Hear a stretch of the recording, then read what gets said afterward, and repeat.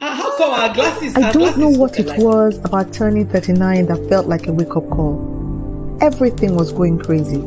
My business was at the brink of bankruptcy and I felt tired and overweight.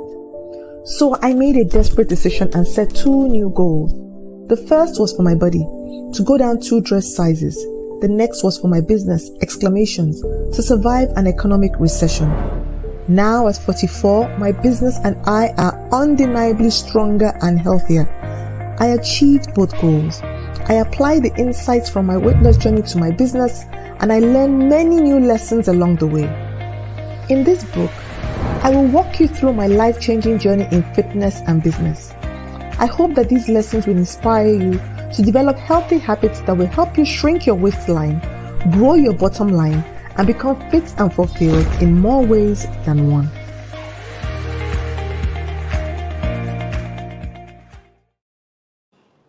Hello, everybody who's joining us live on YouTube, live on Facebook.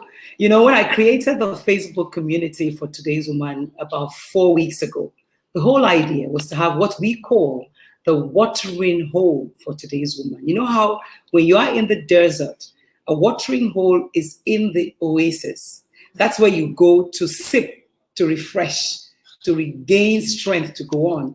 You know, what has happened to a lot of us in the past 1 year, since the lockdowns and COVID and all of that, we found different ways to do the things we used to do. It first knocked us off our feet and we're, what are we going to do? Today's Woman as a community is only 4 weeks old, but Today's Woman as a brand is it's about 20 years old, 21 years old.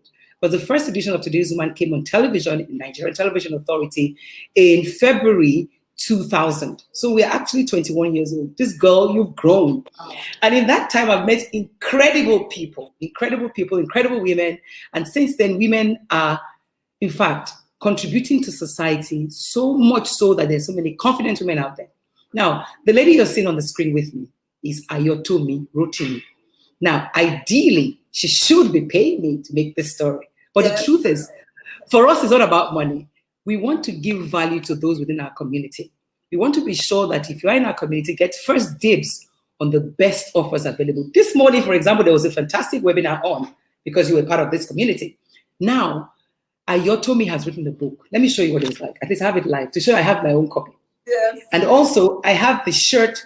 On this shirt, you will see 2 pairs of shoes. One is a trainer. The other one is a pair of brogues, a pair of trainers. It gives the impression of what this book is all about. It's about business and it's about weight loss. And I'm like, what has that got to do? What has business got to do with weight loss?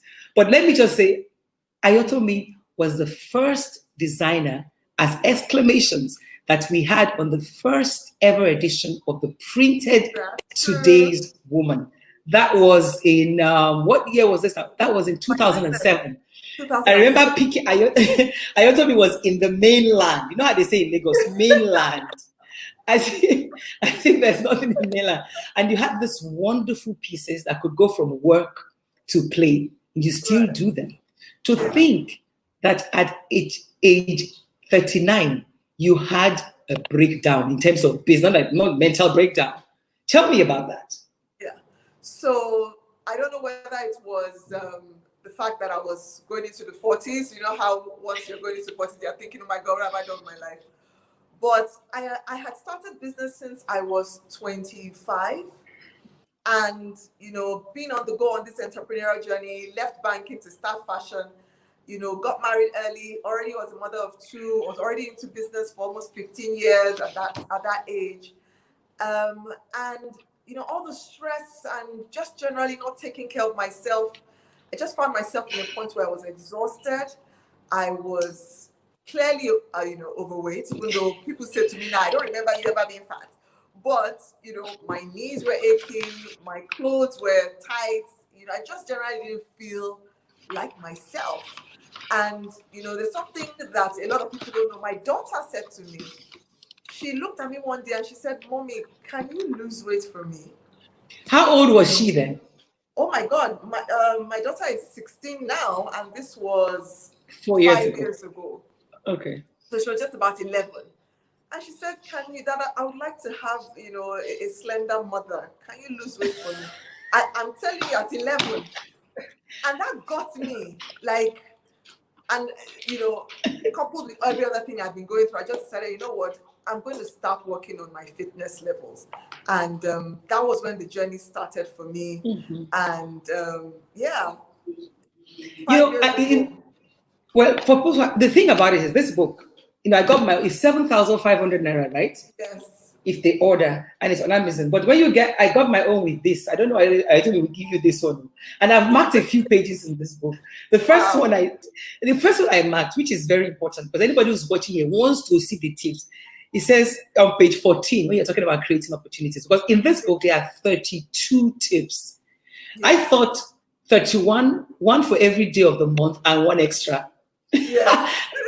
That's the way I saw it. But you see, getting fatter where it matters in our bank accounts, right? But before we do that, you said something about your daughter saying you should be slimmer. And yet you didn't think you were big. You know how we all walk around believing that we are not fat. I don't eat, but I'm fat, So you see, you can look slim but be unhealthy. So was it really about getting thinner or becoming healthier? No. It was on, and that's why the book says business and fitness lessons. It's not so much weight loss in the sense of getting skinnier, but it's about being healthier and being fitter, And a lot of us, we emphasize being, go-getters and entrepreneurs and dreaming big and thinking big. But a lot of these things we do in going for it, we forget that we need to be healthy. We kind of put health and fitness in the back burner, and we just go. So I think for me, I had gone for 15 years, and I suddenly found myself in this point where I couldn't bend down without my knees aching at 39.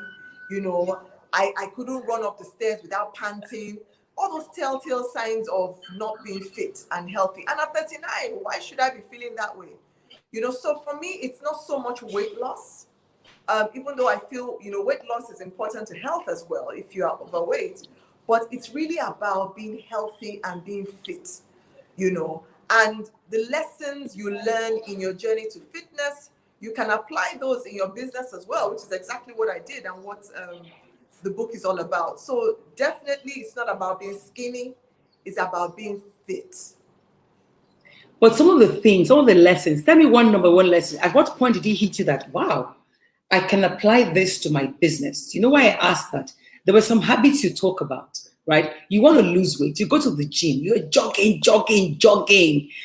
And meanwhile, you don't realize that there might be something, your own road to fitness may be different from another person's road to fitness. Right. Do you understand? Right. So you're addressing that, plus the question about when did it hit you that, man, I can apply this same principle to my business. Absolutely. Hi, Kemi. I can see Kemi there. Kemi say hi, AO, and I hear Tomi. Hi. Hey, hi, Kemi.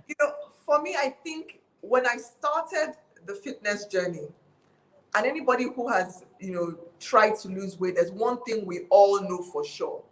It takes time. Yeah. It takes time. It's not something that happens quickly. And if for some reason you go the quick fix route and you lose it in a hurry, best believe it's coming back at some point. The weight will come piling on back. That's why crash diets are not sustainable. And it made me realize that was the same thing that I was experiencing in business. In trying to build a brand, it's something that takes time. There is no rushing it. And that's why you know more than anybody else. There is no rushing. You can make money quick, but you can't build a business quick. You can't build a brand quick. It takes building loyalties, building confidence. It takes being sustainable. It takes just always being there, And in my fitness journey, I realized there were those ups and downs as well. Like today I'm gingered and, I'm running. Tomorrow I feel aches. Should I go today? Should I not go? Today I feel like eating rice. Tomorrow I'm good. I'm like, no carbs. Like, it's the same thing, There are success principles that can be applied to both. You have to pace yourself. So I think pacing myself was the first lesson I learned in fitness that, really, really resonated with my business as well. And my fitness instructor would say to me, you have to take it easy. You can't work out, hard today. Come back tomorrow again. Want to, pound the streets. You have to put in rest days. You have to sleep. You have to take what about cheat days? Even cheat days are important. Even cheat days are important if you are going to do this thing as a lifestyle. A couple of days ago, I had my husband's birthday cake. I ate cake. It didn't mean, yes, I had a slice of cake. Now, it didn't mean that every single day of the week I would eat cake, right? And it didn't even mean I had a big slab. But I'm not going to deny myself, absolutely every single treat on earth because I want to be skinny. It's not sustainable. It's the same thing with business. It's the same thing in business. I was just going to say, what's the relationship to business? In business, you should allow yourself fail sometimes. Oh, most definitely. There will be days you will sell absolutely nothing in business. That doesn't mean your brand is not successful. There'll be times you will make a mistake with a customer's order. That's if you're in business like me. You will make a mistake. That doesn't mean you're a bad business. It means you are a real business. That's the truth. And you won't always create bestsellers. There'll be pieces you will make that nobody will buy or nobody will. But I know one of your bestsellers. You remember those two? I mean, I'm one of the customers that has gone through the 15 years. Everything. And all of that. I always know that. And you haven't still named one after me. You are in trouble. That's why it's happening this year. You're in trouble. No, but besides that, you know what you said in the book that I found interesting. And the thing is, this book is so easy to read. It's anyway, we'll talk about that later. Right. You said that when I was quitting, when you were quitting work as a paid employee, you thought you were escaping the boss, but you went into business and you now had multiple employees. I mean, multiple bosses. Yeah. Tell me about that. There is a myth. There's a myth in. Sorry, I'm laughing. I'm laughing so hard. I'm crying. Sorry. There's a myth in entrepreneurship, right, and in business, and this, where they say you are working for yourself. You and I know that's not true. That is not true. You are working for many people. Many people. And for me, I think that hit me just after I left banking.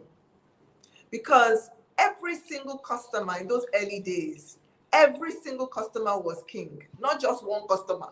Every customer was important. Every sale was important. Because I had left this banking, and suddenly I had to make money for myself. So you don't have the luxury of sleeping in for as long as you want to because you're suddenly almost. No, when the end of the month beckons, you get your kicks on. So for me, I think one thing we have to realize as business owners is the customer is king. Your employees, to an extent, are king. The competition, the industry is king. Let's use the word boss. Let's use the word boss. You have to learn how to manage them. Yes. We got into a pandemic, for instance, and suddenly our industries were caving in on themselves, right? That's right. That's the truth. So and this is not something that even you can control. People who are working 9 to 5, they will still, some of them, got laid off, but those who were working were still, getting paid. But suddenly you have the responsibility of keeping your team intact, keeping them paid, keeping them motivated through all of this. You're still watching your industry, what other opportunities are available for you to take advantage of. So you are responsible for your time. It may be a little bit more convenient because yes, you can make those calls if you have to, but definitely you are not boss. You are not your own boss. But one thing that has stood out though is the fact that you persisted, and it's one of the lessons that you say about keeping on. But what I also found interesting is the fact that you also persisted in different areas. And one area is, even as a mother, there are areas that you persist. And I'm going to play a short video to show the people who are watching now one area. And I did ask, like, please, Ayotimi, I'm going to play this video. I don't care. You see, what happened was that I think about 6 weeks ago, I'm not sure when now, Ayotimi called me to say, hey, look, and said this one, do you know JJ Okocha? I said, why? He said, please, I'm looking for his telephone number. I want him to come. I want to surprise my son on his birthday. And I'm like, I don't know him. And that was it. Then on her son's birthday, a few weeks after, Ayotimi shares with me the video I'm going to share with you now. And please, JJ, don't be upset. I have to show this to prove a point before we start talking about business and persistence. Ayotimi shared a short video with me that talked about, that showed how she surprised her son.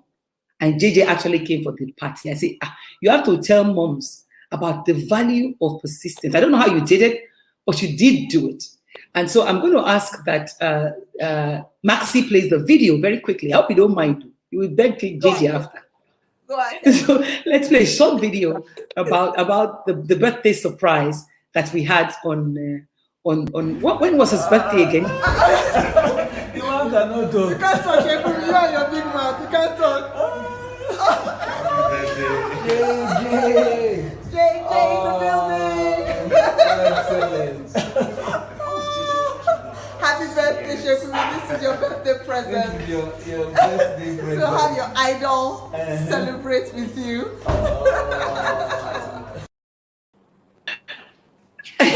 Did you guys see that guy? He just kept going.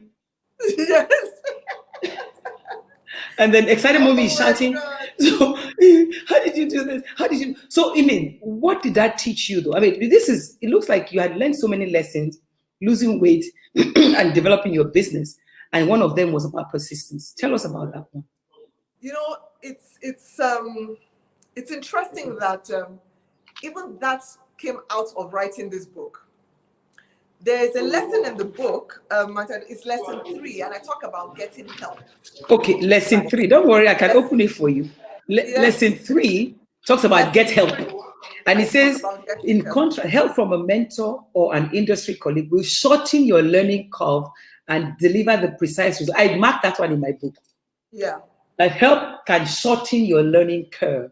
Yeah. We have access to so much. Okay, so talk about that. Yeah. You know, you say help doesn't always come from familiar places. Exactly. That's where I'm going.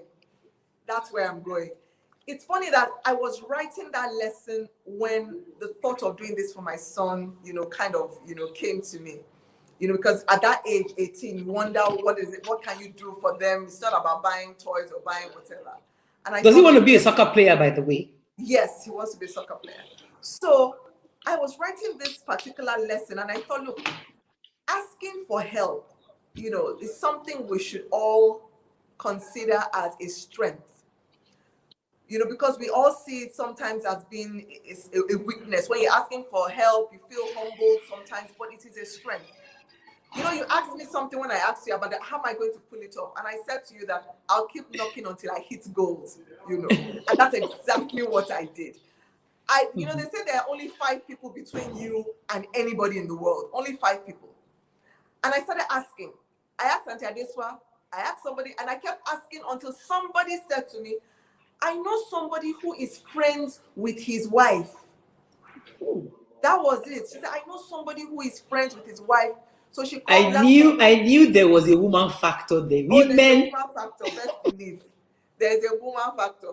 And she said, I know somebody who is friends with his wife. And that was how she connected me to this somebody who connected, with the wife, long story short, he showed up.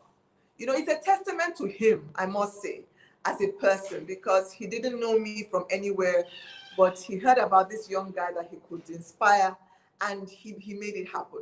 But it really started from being bold enough to just ask, and it goes for every other thing we want to do in life. Ask. You just never know where the road leads. Don't hold back. Don't be shy. Don't be afraid. Don't think, what if they say? What if they don't say? What if they think? Just ask. I told me it's okay. Don't worry. These things happen. Right. I dropped off for a minute. I've dropped off for a minute, but it's fine. Yes. I know. Right. So I just, what I did? I just switched networks. So you said there was a woman involved in it. That was the last I heard. Oh yes. So the woman, first of all, the person I asked was a woman who is a friend. The person who is her friend was a woman. The wife obviously is a woman. So the only man in this mix was JJ. You know. And he said yes. And he said he yes. said yes. You know, so but what if I didn't ask, Auntie Adesuwa? What if I didn't ask? What if I just thought, oh, I don't know him, you know, how am I going to make it happen? But I asked, and that ask led me to this point where other people are being inspired, you know, and that goes for business as well, you know. Wait. Wait. Why didn't you share that on Facebook? I mean, on Instagram, so I can post. I didn't think it was about that, to be honest. And you know, you questioned me, and I was even a bit uncomfortable because for me, it wasn't about, you know, me trying to assume I'm friends with JJ and trying to up my celebrity status and rubbish. You know me, that's not who I am, you know. But so, and I really wanted to keep it intimate because, you know, I didn't want people to think, I didn't want him to think I was trying to use that opportunity to sell anything or, you know, I really respect the fact that he did this. The only reason why I allowed you to do this was because it's an opportunity to inspire other people and to motivate other people, you know. So yes, that's not who I am, and I really just thought to respect him, really, what he had done. So tell me, quite frankly, who told you to write a book? And Adesuwa, can I say you did? I didn't know. You were one of the first people. I think I remember. You see, I also used to write these fantastic scripts on Facebook. And I'm like, this girl, you can write a book. And, you know, in reading your book, I realized that you had actually done business as an author before. Tell us about this. You were an author at age 10. My very first business was writing, and that was at age 10. I've always been a storyteller. I've always liked to write. And for some reason, you know, at age 10, I didn't even know what the word entrepreneurship was. I don't even think I know what the word being an author was. But I just knew that people liked to hear my stories, right? And so I wrote a couple of stories and, you know, I showed it to a friend and she said, oh, I like this. You have more. I think this money-making thing has always been money. At 10. And you are the daughter of a professor. Your parents are lecturers. Where did you get this money matter from? My parents are not even lecturers, you know. I think I like the idea of being creative, to be honest. It's not even so, I can't sell diesel to save my life, you know. So everything I sell is something I have created. And I think it's just the idea of I made this thing and it's accepted, you know. So for me, always going back to my first love, which was writing, had always been something that I wanted to do. And when I started writing on Facebook, there's a lady who sent a message to me. So honestly, I don't know who she is till today. And if for some reason she's hearing me and she knows who she is, please hit me up. She sent me a message on Facebook and she said to me, I feel guilty that I'm reading these things for free. I promise you, I don't know who she is till today. She said, I feel guilty that I'm reading these things for free. She said, can you write a book and put it on Amazon? I will buy. She wasn't based in Nigeria. She said, I will buy your writing. This was... Also, you were also teaching already online. You have this online courses. Yeah, so the online course came. I think everything from this epiphany from being 39, you know, getting into the fitness, losing the weight, I think I was just gingered, you know, to say, you know what else can I do? What can I do with my gifts? I started taking courses online. I took a course on creating an online course. And I created this course, which was also kind of connected to my writing, right? Because I had to write, I had to develop it. And the course was very well received, but it was a course for my industry. So even a lot of my writing was still business, you know, related, fashion, entrepreneurship. And then I had a lot of people sending me messages saying, Tomi, I'm not a fashion entrepreneur, but I love to read what you write. And I can apply those learnings to my life, honestly. Then I started recording my podcast, and I still record my podcast to today. And I had a lot of people sending messages again saying, I love your podcast, even though I'm not in fashion, because my podcast is about tips about my fashion business. That's what my podcast is called. You know, so a lot more people were, you know, reaching out and benefiting from my content that were not even in my fashion industry. So I said, you know, a friend of mine said, Tomi, you are caging yourself. You need to do more for people outside of this fashion niche, because there's a lot we can all benefit from your journey. And, you know, I started writing the blog, Fat Transfer, you know, and that was when I started drawing parallels between my fitness and my business. And that fitness blog, business. And that was when a lot of people started hitting me up like, Fat Transfer. I like your writing. I like the Fat Transfer series. People were tagging people were, you know, sending people to me, you know, that they wanted them to read about the Fat Transfer. You know, and the pandemic delivered an opportunity for me to actually sit down and put all this writing together, you know, and create content out of it. So it's been a 5-year journey to this point. So we must thank the pandemic too for making it come out now. For making it come out now. So, but why a book? You know how people say if you want to hide something from a black man, put it in the book. And in this world where it's so fast, people are doing like this on the phone, you know, swiping, and then there you are writing a book. Aren't you worried about the fact that people won't read? You know, first of all, I wrote this book. This sounds selfish, but I wrote this book first of all for me, to be very honest. And even when I got worried, just like you said, you know, and you know, I prayed about this. And I got worried and I said, look, I don't do anything small. If I'm going to do this book, I'm going to go all the way. But even that, you know, it developed. I told you it started as a blog. I decided to put it together as just a simple ebook. In putting it together as an ebook, you know, I noticed it needed more editing. I got an editor.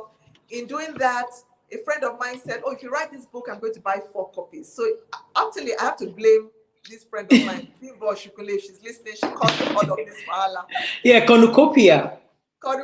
She said to me, I want to buy 4 copies. I said, 4 copies of what? She said, of your book now. I said, it was only supposed to be an ebook. She said, oh, no, I'm not buying ebook. I want to hold it in my hands. And smell it. So that was when I thought, okay, no problem. And at that moment, I just went to my website and put it there, hard copy available, you know. And suddenly everybody was asking for the hard copy. I hadn't done it yet. And everybody was asking for the hard copy. And so much went into finally making it happen. But for me, what I have experienced from doing this has been life-changing. You know, the process of putting it together, the self-sabotaging thoughts that you had to overcome, you know, the going back and forth. And let me even tell you something, Auntie Adesuwa. At the time I started this book, I was 10 kg bigger than I am right now. Because of the pandemic, I had put on so much weight. So I was now in that point, like, I told you want to write a book that's saying fitness and look at your round self. Self-sabotage. I'm telling you, look at your round self. I want to write a book with fitness. So I have to start living those principles again. I actually started the journey over again while writing this book, you know. And in fact, there was a chapter in the book that I wasn't even going to put in it until there's a chapter called Starting Over. Yeah. And that chapter talks about, you know, you fall off the wagon in business or in fitness. How do you pick yourself back up? Because that is a reality.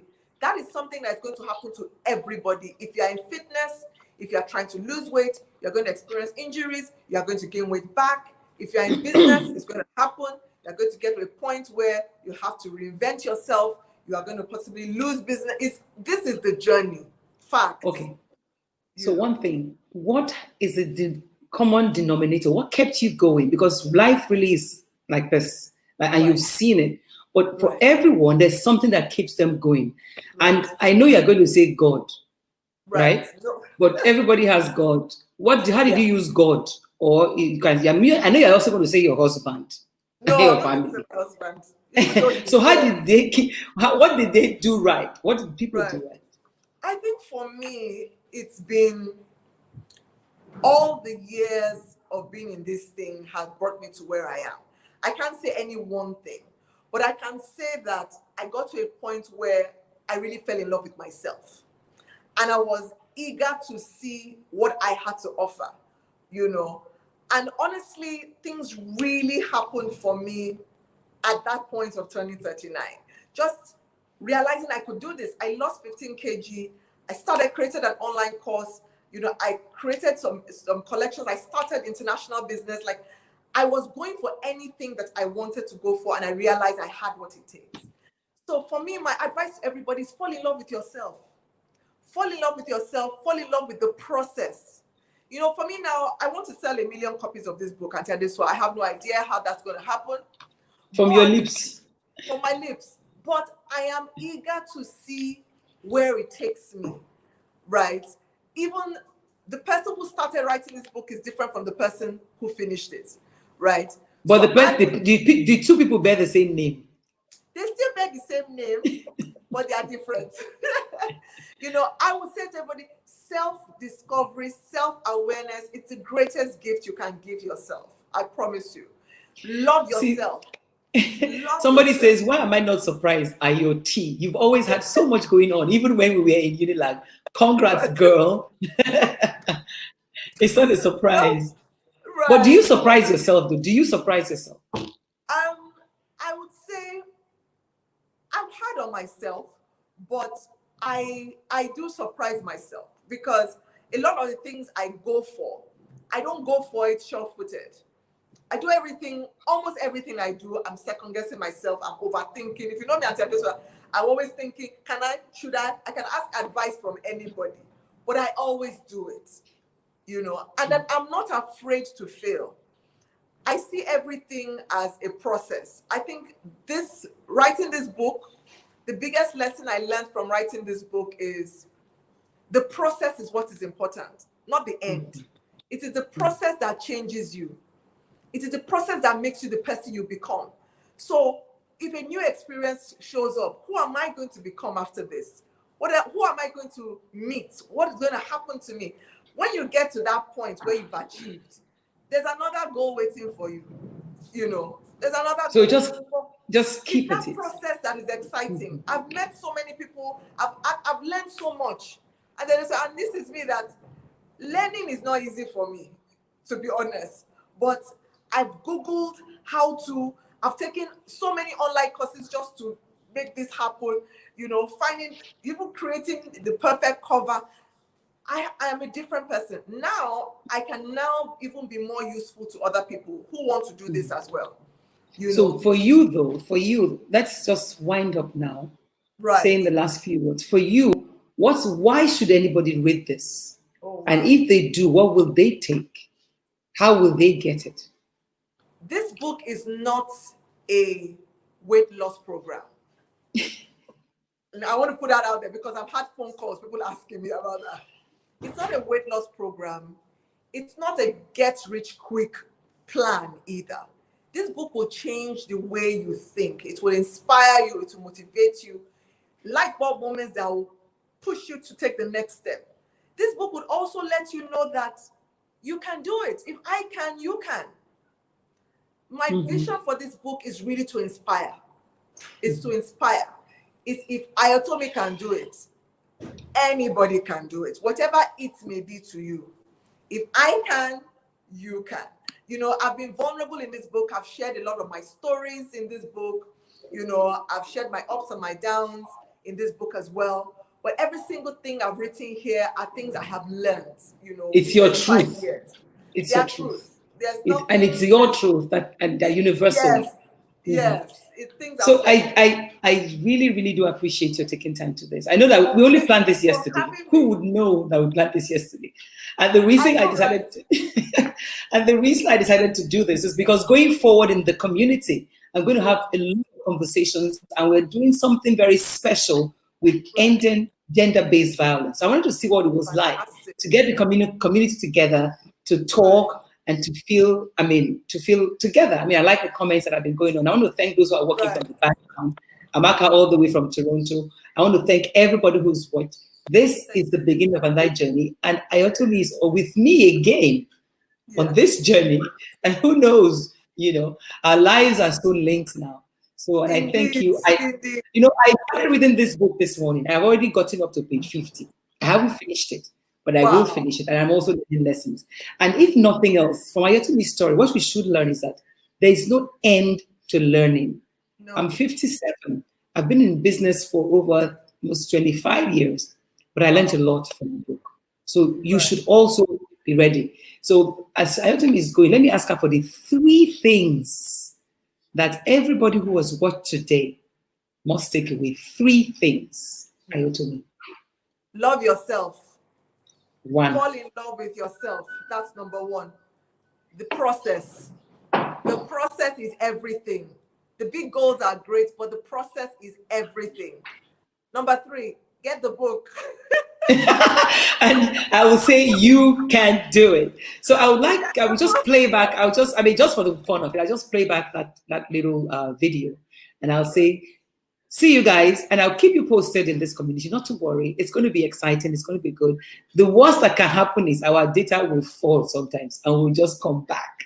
Yes. Thank you, Rita. Saying well done, Ayotomi. Thank you, Rita. We appreciate it. And Rahimad Odus, thank you. These are people we just sent messages to just about 2 hours ago. Come, let's congregate. So even as we talk about the value and the challenges we have with technology, what's it called now? This last pandemic has shown us that technology is good, is your friend. Thanks, Udo, for watching. Thank you, everybody. I appreciate it. Short notice. So we'll see you again. Ayotomi, let's play. Which one should we play? Should we play the video, surprise video? Play the trailer now. Okay. So see you guys again. Thank you, darling. God bless. So please play the trailer. Love you. I don't know what it was about turning 39 that felt like a wake-up call. Everything was going crazy. My business was at the brink of bankruptcy, and I felt tired and overweight. So I made a desperate decision and set 2 new goals. The first was for my body, to go down 2 dress sizes. The next was for my business, exclamations, to survive an economic recession. Now at 44, my business and I are undeniably stronger and healthier. I achieved both goals. I applied the insights from my weight loss journey to my business, and I learned many new lessons along the way. In this book, I will walk you through my life-changing journey in fitness and business. I hope that these lessons will inspire you to develop healthy habits that will help you shrink your waistline, grow your bottom line, and become fit and fulfilled in more ways than one.